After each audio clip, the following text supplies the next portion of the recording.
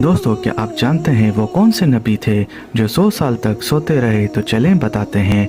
हज़रत सुलेमान अलैहिस्सलाम के बाद और हज़रत ज़करिया अलैहिस्सलाम से पहले एक नबी को अल्लाह ताला ने बनी इसराइल में ममनूस फरमाया, जिनको आज दुनिया हज़रत उज़ैर के नाम से जानती है। बख्ते नज़र उस ज़माने का एक जालिम बादशाह जिसने बैतुल मुक़द्दस के सारे इलाके को तोड़कर वीरान बना डाला और हज़रत उज़ैर अलैहिस्सलाम को फ़लस्तीन से कैद कर बाबुल ले आया। जब हज़रत उज़ैर अलैहिस्सलाम बख्ते नज़र की कैद से आज़ाद हुए तो हज़रत उज़ैर अलैहिस्सलाम थोड़े से खाने और अपने गधे पर सवार होकर बैतुल मुक़द्दस पहुँचे। शहर की वीरानी को देखते हुए आपकी ज़बान से बेसाख्ता ये अल्फाज निकले, इस शहर की वीरानी और बर्बादी के बाद किस तरह अल्लाह ताला इसको दोबारा आबाद करेगा। ये बात करने के बाद हज़रत उज़ैर अलैहिस्सलाम सोने के लिए लेटे तो अल्लाह ताला ने उनकी रूह को कब्ज़ कर लिया और पूरे 100 साल तक मौत की नींद सुलाए रखा। 100 साल के बाद अल्लाह ताला ने हज़रत उज़ैर अलैहिस्सलाम को दोबारा जिंदा किया। इस तरह वो नबी 100 साल तक सोते रहे।